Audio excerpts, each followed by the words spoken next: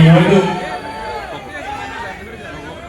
తెలంగాణ రాష్ట్రంలో విద్యుత్ సెక్టర్లో పనిచేస్తున్నటువంటి విద్యుత్ ఉద్యోగుల మహాధరణ కార్యక్రమాన్ని నిర్వహిస్తున్నటువంటి మన పవర్ చేసి రాష్ట్ర నాయకులందరికీ, వేదిక మీద ఉన్న పెద్దలందరికీ, వేదిక మీద ముందర ఉన్నటువంటి విద్యుత్ కార్మిక సోదరులందరికీ రెండు చేతులు నమస్కారం తెలియజేస్తున్నాం.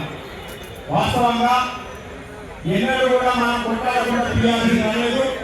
ఏది కూడా కొట్లాడి సాధించుకున్నాం. ఆ రోజు ఆర్టిజన్ కావడానికి ఎంపీడీసీఎల్ పరిధిలో పెద్ద ర్యాలీ నిర్వహించి నల్ల చొక్కాలతోటి మహాధరణ చేస్తేనే విద్యుత్ సెక్టర్లో ఉన్నటువంటి 23,500 మంది ఆర్టిజన్గా గుర్తించిన ఉన్నటువంటి ప్రభుత్వం యాజమాన్యం.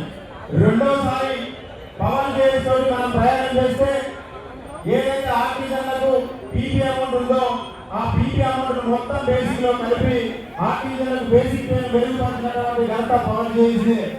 ఈ రోజు కూడా మేము ఇదే పవన్ చేసి ద్వారా వాస్తవంగా 23,000 మంది ఆర్టిజన్ సోదరుల కడుపులో ఉన్నటువంటి మాట, వాళ్ళ మనసులో ఉన్నటువంటి మాట, విద్యుత్ సెక్టార్లో 75 సంవత్సరాలు పూర్తి చేస్తున్నటువంటి త్రికూటం కానీ యూనియన్ కానీ తలుసుకుంటే ఆర్టిజన్లకు సంబంధించినటువంటి ఏపీఎస్సీబీ రూల్స్ అనేది పెద్ద సమస్యే కాదు అనేది నక్క సత్యం. తప్పకుండా సార్ మా యొక్క డిమాండ్ ఈ రోజు పవన్ చేసే ఏపీఎస్సీబీ సర్వీస్ రూల్స్ దశలవారీ కన్వర్షన్, అదే మిగిలిపోయినటువంటి కార్మికులకు ఆర్టిజన్గా గుర్తించడం, ఎంపీడీసీఎల్ పరిధిలో ఉన్నటువంటి అన్మెంట్ సోదరులను 1,507 మందిని ఆర్టిజన్గా గుర్తించడం అనేది మీరు డిమాండ్ ఏదైతే పెట్టిలో సార్, కేవలం కొంతమంది మాత్రమే, ఒక 15% మాత్రమే గ్రూపులలో కావాలి పోవాలని కొడుతున్నారు సార్.